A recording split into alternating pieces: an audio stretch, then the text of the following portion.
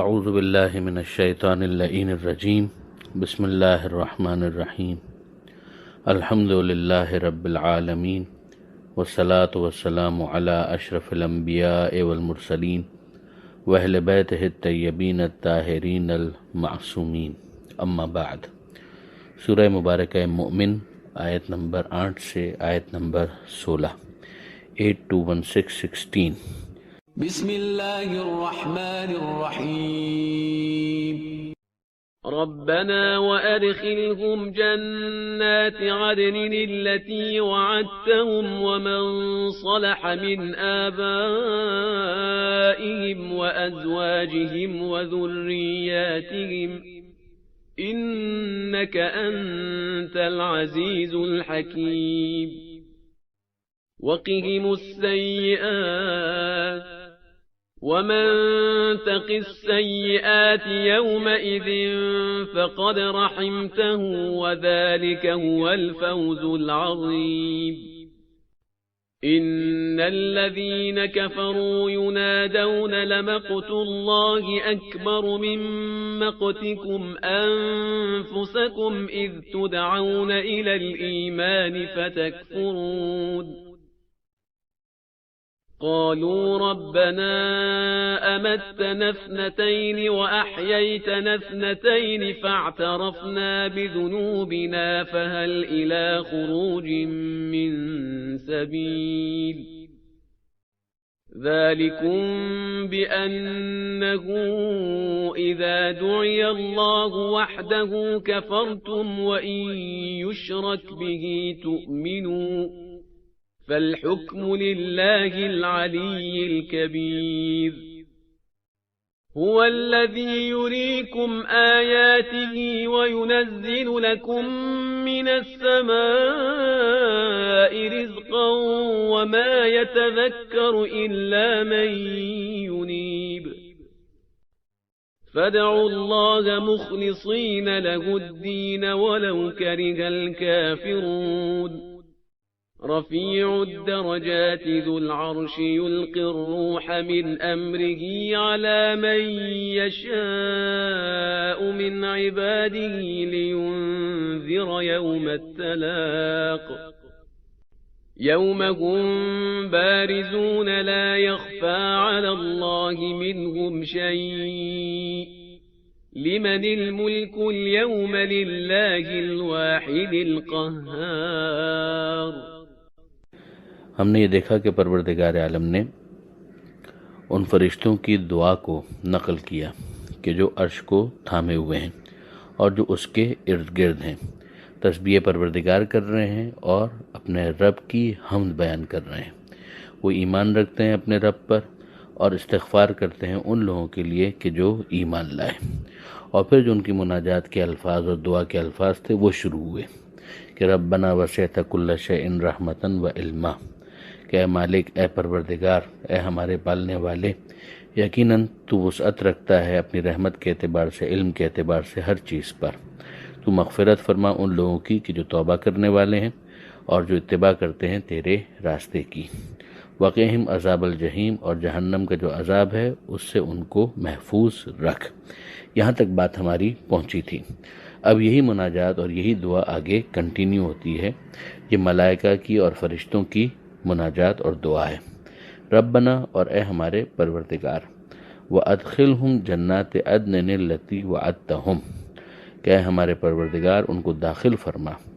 اس ہمیشہ رہنے والی جنت میں کہ جس کا تو نے ان سے وعدہ کیا ہے۔ وَمَنْ صَلَحَ مِنْ آبَائِهِمْ وَأَزْوَاجِهِمْ، اور جو ان کے آباء و اجداد اور جو ان کے ازواج یعنی ان کے شریک حیات، ان میں بھی جن میں صلاحیت ہو ان کو بھی جنت کے اندر داخل فرما، وذریاتہم، اور ان کی اولاد میں بھی جو اس قابل ہیں ان کو بھی جنت میں داخل فرما۔ یعنی اسی مناجات اور دعا سے یہ اندازہ ہوتا ہے کہ اب یہ وہ افراد ہیں کہ جن کے لیے دعا مانگی جا رہی ہے، اور ان کے ضمن میں ان افراد کے لیے بھی دعا مانگی جا رہی ہے کہ ممکن ہے کہ ان کے اندر کچھ کمی ہو مگر بنیادی صلاحیت ان کے اندر موجود ہے۔ تو اب گویا ان افراد کو مد نظر رکھتے ہوئے یہ دعا مانگی جا رہی ہے کہ جو مرکز ہیں، جو فوکس ہیں یہ افراد، کہ جو اتباع کرنے والے تھے یہ افراد کہ جو خود صاحبان ایمان تھے، اور ظاہر ہے کہ جن آباء و اجداد کی بات کی جا رہی ہے، جن شریک حیات کی بات کی جا رہی ہے، وہ بھی کافر یا مشرک نہیں ہیں، مگر ممکن ہے کہ وہاں پر کچھ کمی بیشی رہ گئی ہو، تو وہاں پر ان کے حوالے سے دعا مانگی جا رہی ہے کہ اے پروردگار ان کو تو داخل کر ہی، مگر ساتھ ہی ساتھ ان لوگوں کو بھی کہ جس کا اس سے کچھ تعلق ہے، جس کا ان سے کوئی نہ کوئی حوالہ موجود ہے، کوئی ریلیونس، کوئی ریلیشن موجود ہے، تو اس تعلق کو بھی پیش نظر رکھتے ہوئے ان کی جو کمی ہے اس کو نظر انداز فرما اور ان کو بھی جنت میں داخل فرما، اگر ان کے آباء و اجداد میں سے ہیں ان کو بھی، جو ان کے شریک حیات ہیں ان کو بھی، اور جو ان کی اولادیں اور نسلیں ہیں ان کو بھی۔ انکا انت العزیز الحکیم، یقیناً تو عزیز اور حکیم ہے، یعنی تو غالب تو ایسا ہے تو جو کوئی مغلوب نہیں کر سکتا، مگر مالک تو حکیم ہے، یعنی ٹھیک ٹھیک کام کرنے والا ہے۔ تو گویا یہ سمجھایا جا رہا ہے کہ پروردگار عالم بالکل اس طریقے سے کہ جس طریقے سے ایک ڈکٹیٹر اور ایک حاکم رول کرتا ہے، وہی والا معاملہ نہیں ہے۔ پروردگار عالم کا حکمت کا ایک تعلق ہے، اور یہ دعا بتا رہی ہے، اس لیے کہ یہ دعا بغیر اذن پروردگار کے تو نہیں ہو رہی ہے، لہذا گویا اذن پروردگار سے ان کا دعا کرنا یہ بتاتا ہے کہ پروردگار بھی یہ چاہتا ہے کہ اپنے بندوں کو کسی نہ کسی طریقے سے معاف کرے اور کسی نہ کسی طریقے سے ان کے لیے گنجائش پیدا کرے، چاہے کوئی حوالہ ہی ایسا آ جائے کہ جس کو پیش نظر رکھتے ہوئے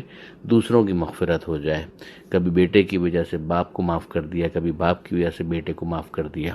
تو وہ بنیادی صلاحیت ہونا ضروری ہے جس کو یہاں پر صلاح کے لفظ سے سمجھایا ہے، مگر پھر یہ ہے کہ پروردگار عالم جو مرکزی ایک شخصیت ہے اس کو پیش نظر رکھتے ہوئے رشتوں کو بھی یقیناً اہمیت دیتا ہے، ہاں وہ بنیادی صلاحیت ضروری ہے۔ ان الذین کفروا ینادون لمقت اللہ اکبر، یقیناً وہ کہ جنہوں نے کفر اختیار کیا انہیں ندا دی جائے گی کہ لمقت اللہ اکبر من مقتکم انفسکم، کہ اللہ کا غضبناک ہونا، اللہ کی ناراضگی زیادہ بڑی چیز ہے خود اپنے سے تمہاری ناراضگی سے، یعنی یہ جتنا تم آج خود اپنے آپ کو کوس رہے ہو، یعنی ابھی ہم پڑھ چکے پیچھے کہ وہ کہ جو منصلحہ کی منزل پر ہیں، اور اسی طریقے سے وہ جو واقعاً اتباع کرنے والے ہیں اور واقعاً جو ایمان رکھنے والے ہیں، ان کا تو معاملہ کسی نہ کسی طریقے سے حل پروردگار عالم کر دے گا، چاہے براہ راست رحمت پروردگار ان کے شامل حال ہو جائے، چاہے فرشتوں کی شفاعت کی وجہ سے، چاہے معصومین کی شفاعت کی وجہ سے، کسی نہ کسی وجہ سے ان کا معاملہ حل کر دیا جائے گا، مگر وہ کہ جو ایسے ہیں کہ صلاح نہیں ہیں، جنہوں نے اپنے اندر وہ بنیادی منیمم صلاحیت اس کو بھی پیدا نہیں کیا اور انہوں نے کفر کو آپٹ کیا ہے ایک آپشن کے طور پر، ان کی بات ہو رہی ہے کہ ان کو ندا دی جائے گی کہ جو اللہ کی ناراضگی ہے وہ زیادہ بڑی ہے تمہاری اپنی ناراضگی سے جو تمہیں اس وقت اپنے وجود سے ہے، یعنی یہ افراد جب جہنمی قرار پائیں گے تو ظاہر ہے اپنے آپ کو کوس رہے ہوں گے، اپنے آپ ہی کو برا بھلا کہہ رہے ہوں گے کہ ہمارے حال پر افسوس کہ ہم نے یہ کیا کیا، کاش کہ ہم لوگ دنیا کے اندر ایمان لے آئے ہوتے، اعمال صالحہ ہم نے انجام دیے ہوتے۔ تو اب پروردگار عالم کی طرف سے گویا ملائکہ کی یہ ندا ہے کہ جتنا تم اپنے آپ کو کوس رہے ہو اس سے زیادہ پروردگار عالم کی ناراضی ہے۔ استدعون الی الایمان فتکفرون، اس لیے کہ تمہیں جب دعوت دی جاتی تھی کہ ایمان کی طرف آؤ تو تم لوگ کفر اختیار کرتے تھے، یعنی یہ بلا وجہ نہیں ہے پروردگار کا ناراض ہونا،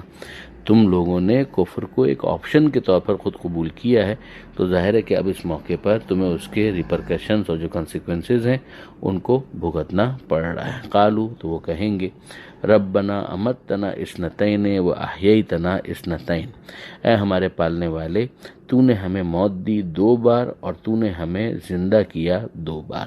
اب اس سے کیا مراد ہے؟ ظاہر ہے کہ ایک زندگی اور ایک موت تو بالکل واضح طور پر سمجھ میں آتا ہے کہ دنیا کی زندگی ہے، اور دنیا کی زندگی کا جب اختتام ہوتا ہے تو انسان موت کا سامنا کرتا ہے، مگر یہ 2 زندگیاں اور 2 موت، اس سے کیا مراد ہے؟ اس کے حوالے سے ایک آیت جو سورہ بقرہ کی ہے وہ ہماری رہنمائی کرتی ہے۔ پروردگار عالم فرماتا ہے کہ کیف تکفرون باللہ، کہ تم کیسے انکار کرتے ہو اللہ کا، کنتم امواتن فاحیاکم، کہ تم مردہ تھے، اس نے تمہیں زندہ کیا، ثم یمیتکم، پھر اس کے بعد وہ تمہیں موت دے گا، ثم یحییکم، پھر وہ واپس تمہیں زندہ کرے گا، ثم الیہ ترجعون، اور پھر اس کی بارگاہ میں تم سب کو پلٹایا جائے گا۔ یعنی دنیا میں آنے سے پہلے جو کیفیت تھی وہ موت تھی، پھر اس کے بعد زندگی ہے، کنتم امواتا فاحیاکم، ثم یمیتکم، پھر اس کے بعد یہ دنیا کی زندگی ختم تو موت کا ذائقہ چکھنا ہے، ثم یحییکم، پھر واپس وہ زندہ کرے گا، یعنی واپس انسان جب قبر سے اٹھے گا، اور پھر جب پروردگار عالم کی بارگاہ میں اٹھ کر پہنچنا ہے تو میدان قیامت ہے، اس کو ترجعون کے لفظ سے سمجھایا گیا۔ البتہ اس کے حوالے سے اور تفاسیر بھی موجود ہیں، مگر یہ آیت قرآنی اس آیت کی تشریح کرتی ہے۔ پروردگار فرماتا ہے کہ وہ یہ کہیں گے کہ تو نے ہمیں 2 مرتبہ موت دی اور 2 مرتبہ زندگی دی، یعنی اب دنیا میں تو انہوں نے اس بات کو سمجھ لیا ہوتا تو کیا بات ہے، لیکن وہ دنیا میں نہیں سمجھے، اور پھر اب اس کے بعد میدان قیامت میں تو ہر چیز جو ہے کھل کر سامنے آ چکی ہے، تو اب وہ کہیں گے فاعترفنا بذنوبنا، کے مالک ہم نے اپنے گناہوں کا تو اعتراف کر لیا، فہل الی خروج من سبیل، تو کیا اس سے نکلنے کی کوئی سبیل ہے، کوئی راستہ ہے، ذالکم بانہم اذا دعی اللہ وحدہ کفرتم، یہ اس لیے ہے کہ جب تمہیں دعوت دی جاتی تھی کہ تم خدا واحد کی طرف آؤ، اور جب اس کی توحید کی طرف تمہیں بلایا جاتا تھا، کفرتم، تو تم لوگ انکار کرتے تھے،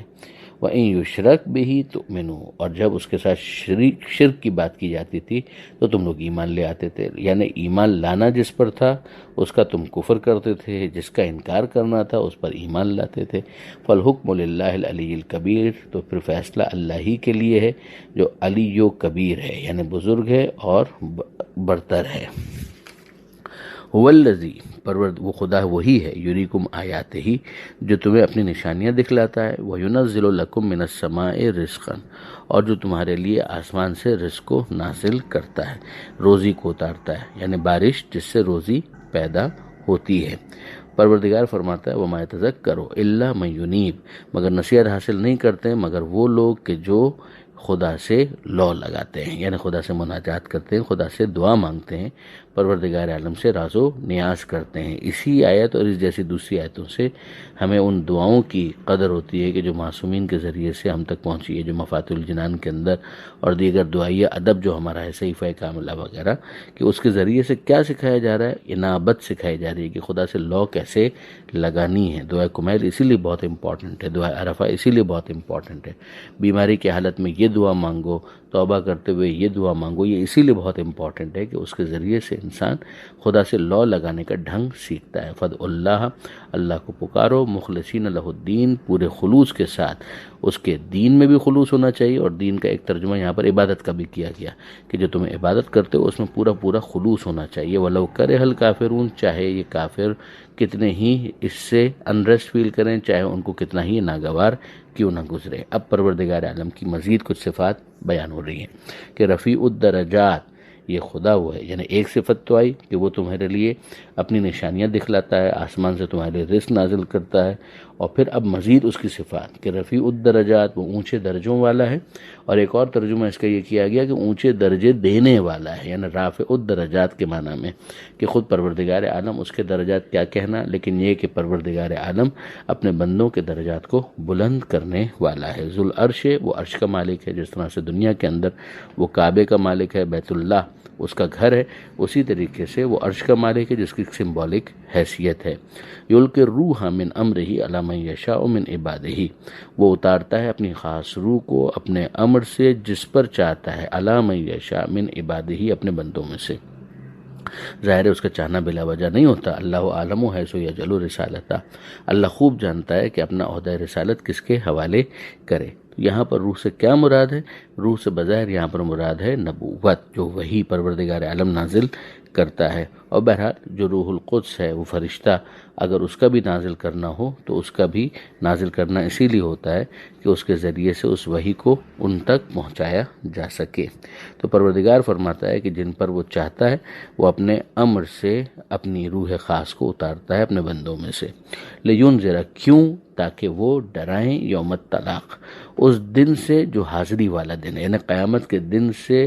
انہیں انذار کرے، انہیں متوجہ کرے کہ یہ جو تم دنیا کے اندر ہو تو دنیا میں تمہیں بھیجا اس لیے گیا ہے کہ میدان قیامت میں بالآخر تمہاری حاضری ہونی ہے، وہاں پر حساب کتاب ہونا ہے۔ یوم ہم بارزون، جب وہ اس دن باہر نکلیں گے یعنی اپنی قبروں سے باہر آئیں گے، وہاں پر حساب کتاب ہوگا تو ظاہر ہے کہ وہ سامنے سب کے پیش کیے جائیں گے۔ لا یخفی علی اللہ منہم شیء، اللہ سے ان کا کچھ بھی چھپا ہوا نہیں ہے، یعنی ذرا سی بات بھی کچھ پوشیدہ نہیں ہے۔ یعنی پھر وہی بات کہ کسی کے ذہن میں یہ خیال آئے کہ خدا اتنے کو کیسے واپس ظاہر کرے گا، تو خدا سے کچھ چھپا ہوا نہیں ہے، خدا کے علم میں بھی سب کچھ ہے، خدا کی قدرت میں بھی سب کچھ ہے۔ لمن الملک اليوم، کس کے لیے ہے آج کے دن ملک اور اقتدار؟ للہ الواحد القہار، اللہ ہی کے لیے ہے جو واحد ہے اور قہار ہے۔ اب یہ جملہ یعنی کیا مطلب؟ ویسے تو پروردگار عالم دنیا میں بھی جو کچھ ہے وہ خدا ہی کا ہے، ملک اور ملکیت خدا ہی کی ہے، زمین اسی کی ہے، آسمان اسی کا ہے، سب کچھ اسی کا ہے، لیکن بات ساری اتنی ہے کہ اس دنیا کے اندر پروردگار عالم نے جو محدود اختیار دیا ہے انسان کو، اس کی وجہ سے بہت سے فرعون بن کر خدائی کے دعوے دار سامنے آ گئے، نمرود بن گئے، جھوٹے دعوے داران نبوت بن گئے، جھوٹے دعوے داران امامت بن گئے۔ تو اس دنیا کے اندر اس محدود اختیار کو مس یوز کرنے والے بہت سے ہیں، لیکن جب اس دنیا کا خاتمہ ہو جائے گا اور میدان قیامت ہوگا تو پھر وہاں پر تو اب اختیار ختم ہو چکا، اب تو پھر پروردگار عالم کی طرف سے اپنی قدرت کا بھرپور مظاہرہ ہے۔ تو گویا جب اس دنیا کو اور زمین کو لپیٹ دیا جائے گا تو یہ اعلان ہوگا کہ جب سب کے سب ختم ہو گئے کہ لمن الملک اليوم، بتاؤ کہ آج ملک کس کا ہے؟ کون جواب دے گا؟ لیکن زبان حال سے یا فرشتوں کے ذریعے سے پروردگار عالم کی طرف سے یا براہ راست ندا آئے گی کہ للہ الواحد القہار، اللہ ہی کے لیے ہے کہ جو واحد ہے اور قہار ہے،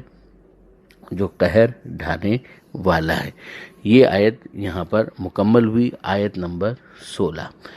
پروردگار عالم سے دعا ہے قرآن پڑھنے، سمجھنے اور عمل کرنے کی توفیق عطا فرما، اور وارث قرآن امام زمانہ کے ظہور میں تعجیل فرما۔ وآخر دعوانا ان الحمد للہ رب العالمین، والسلام علیکم ورحمۃ اللہ وبرکاتہ۔